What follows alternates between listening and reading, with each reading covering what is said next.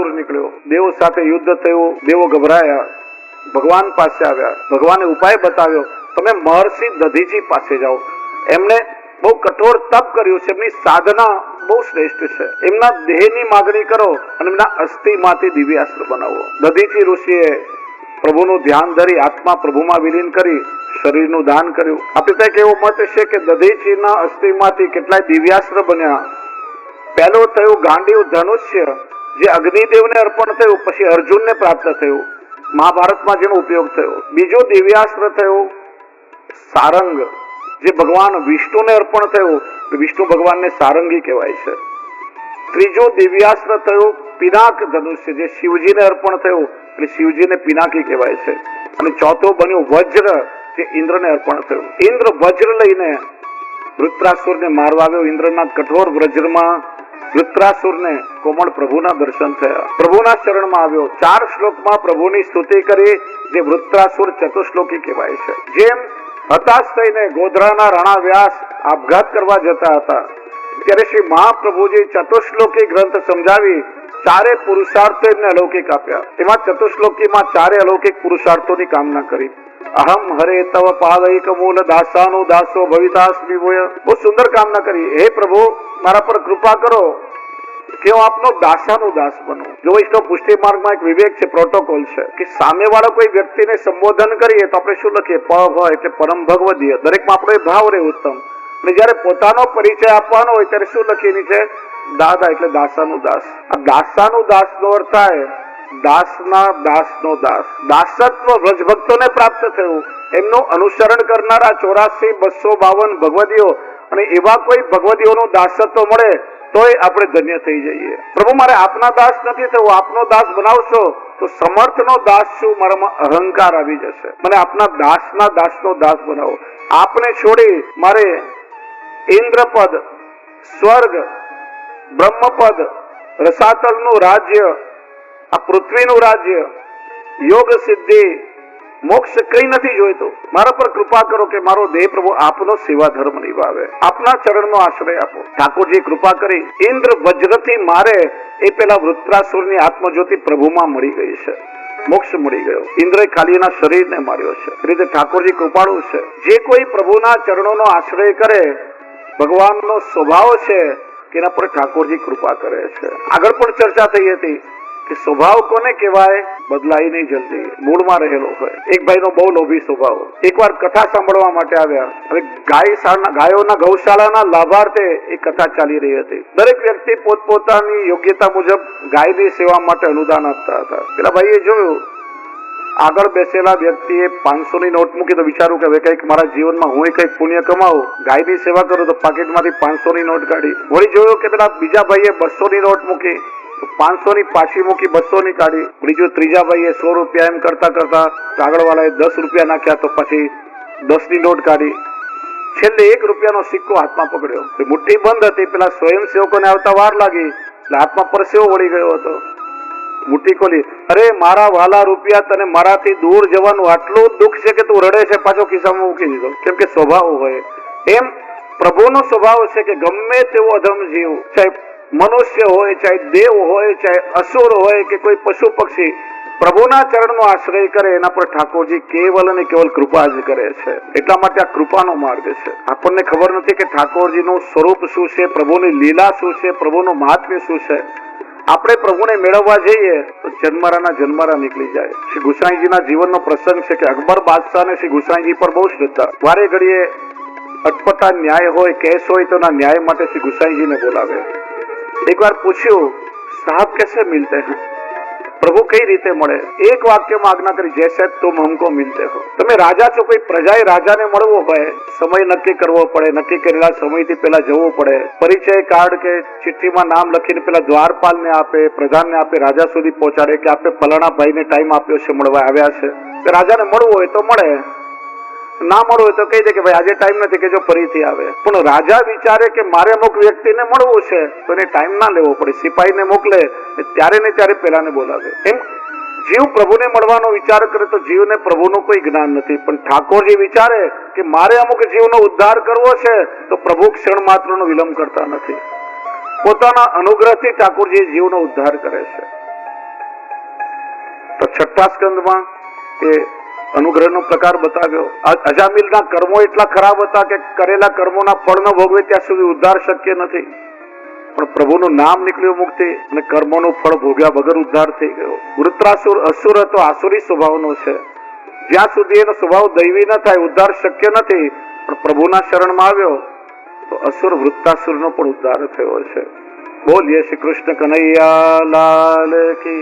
છઠ્ઠા સ્કંદને વંદન કરીએ અને 5-10 મિનિટનો એક નાનકડો વિરામ આપણે અહીંયા રાખીએ. આપ સૌ જાણો છો છેલ્લા 4.5-5 વર્ષથી ચંપારણ ધામ હવેલીનું નવનિર્માણ ચાલી રહ્યું હતું. કેટલાય વૈષ્ણવોએ તન મન ધનથી ચંપારણ ધામ હવેલીના નવનિર્માણમાં સેવા કરી છે. હવેલીના નવનિર્માણના મુખ્ય મનોરથી પરમ ભગવતી ધીરજલાલ માવજીભાઈ દેસાઈ, એમને દાદા કહીને બોલાવું છું, પોતાના આખા પરિવાર સાથે અત્યારે અહીંયા આવ્યા છે. અને હું કહી શકું કે હવેલીના નવનિર્માણમાં મોટા ભાગની સેવા એમની પોતાની છે. હું રકમ નહીં કહું, પણ બાંધકામમાં મોટા ભાગની સેવા એમના તરફથી પ્રાપ્ત થઈ છે. એમના પત્ની એટલે બા કમળાબેન ધીરજલાલ દેસાઈ, સાગરભાઈ, રાજુભાઈ, સમગ્ર પરિવાર જ અહીંયા આવ્યા છે. અને કેવલ હવેલીનું નવનિર્માણ કરવા પૂરતો નહીં, હું વારે ઘડીએ કહું છું, હવેલી બનાવી સહેલી છે, કોઈ પણ સંસ્થા ઉભી કરવી સહેલી છે, પણ ત્યાર પછી એનો નિભાવ કરવો ને એ બહુ કઠિન હોય છે. દાદાના મનમાં એ પણ મનોરથ થયો કે ઠાકોરજીની સેવામાં, હવેલીના નિભાવમાં ક્યારે કોઈ કષ્ટ ન પડે એટલા માટે દર વર્ષે હવેલીના નિભાવ માટે 1,11,111 રૂપિયા એમના તરફથી સેવામાં મળશે. હવે હું ભીખાભાઈ સોનીની કઈ સંચાલન સંભાળશે અને ધીરુ દાદાનો સમગ્ર પરિવાર અહીંયા મંચ પર આવશે. અને ચંપારણ ધામ હવેલી વલ્લભ પુષ્ટિ પરિવાર અને શ્રીમદ વલ્લભાચાર્ય પ્રાગટ્ય પીઠ દ્વારા સન્માન નહીં પણ આશીર્વાદના રૂપમાં સન્માન થશે.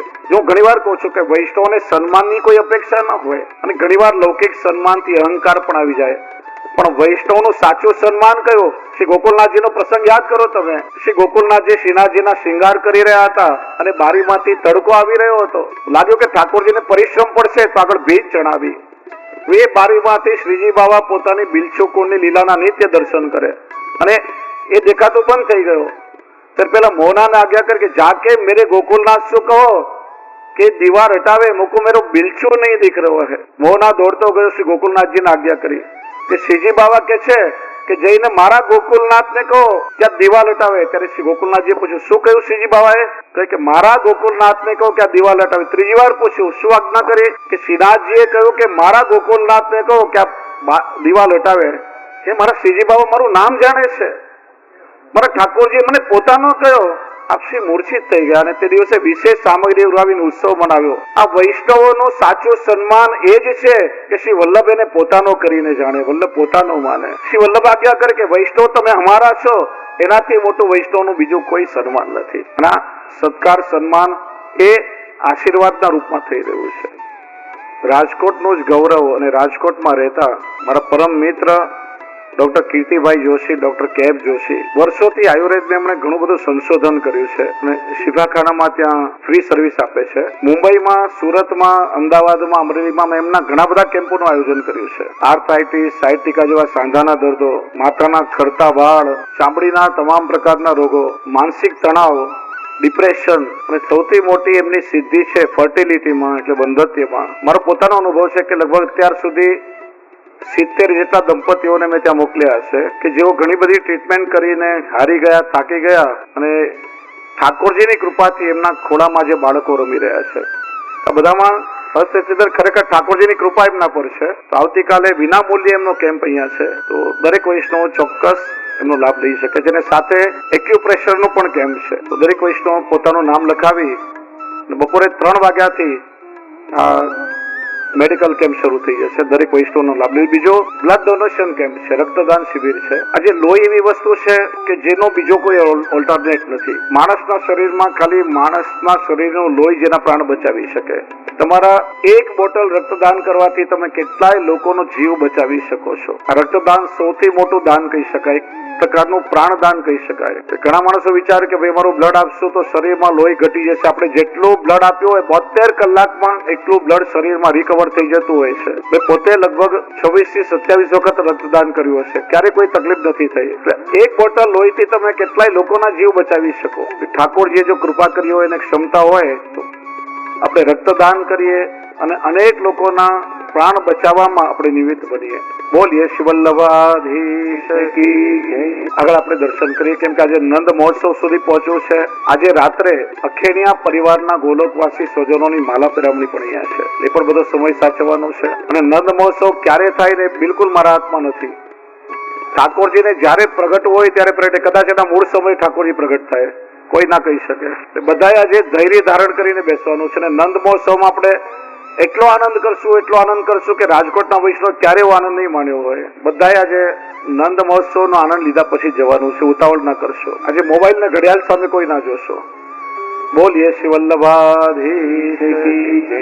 7મો સ્કંદ ઉતે લીલા પ્રભુનો દક્ષિણ શ્રેયસ. કુલ 19 અધ્યાય 3 પ્રકરણમાં છે: સદવાસના, અસદવાસના અને મિષ્ટ વાસના. યુધિષ્ઠિરે નારદજીને પ્રશ્ન કર્યો, હે દેવર્ષિ, આ જગત જો ભગવાને બનાવ્યો હોય તો કોઈ સુખી કેમ, કોઈ દુઃખી કેમ, કોઈ અમીર કેમ, કોઈ ગરીબ કેમ? ભગવાન આવો ભેદ કરે તો આપણા મને ભગવાનમાં શું ફરક? ઘણા બુદ્ધિજીવીઓ કહેતા હોય કે દુનિયા જો ભગવાને બનાવી છે તો આ બધો ભેદ કેમ રાખ્યો? તમે વિચારો કે આ ભેદના કારણે જ સૃષ્ટિનું સંચાલન ચાલે છે. સુખ દુઃખ તો કર્મોથી આવે છે. બધા જ જો અબજોપતિ બની જાય, સાફ સફાઈ કોણ કરે, લાઇટનું ફિટિંગ કોણ કરે, આ મજૂરીનું કામ કોણ કરે, આખી દુનિયાની વ્યવસ્થા ખોરવાઈ જાય. ઘણા લોકો કહેતા હોય આપણા હિન્દુ ધર્મમાં આટલા બધા સંપ્રદાય છે, આટલા દેવ દેવીઓ છે, કેટલા ભાગલા પાડી નાખ્યા છે. આ ભાગલા નથી પાડ્યા, ધર્મની જીવવાની વ્યવસ્થા છે. જો એટલા માટે આપણે ત્યાં વર્ણ વ્યવસ્થા શબ્દ છે, વર્ણ ભેદ શબ્દ નથી. તમે એમ કહો કે યુનિવર્સિટીમાં આટલા બધા ભાગલા કેમ?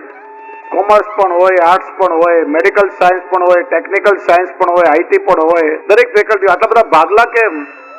આ ભાગલા નથી, એજ્યુકેશનની વ્યવસ્થા છે. તમે કહેશો કે આર્કિટેક્ટે મકાનનો નકશો બનાવ્યો તો મકાનમાં ડ્રોઈંગ રૂમ પણ હોય, કિચન પણ હોય,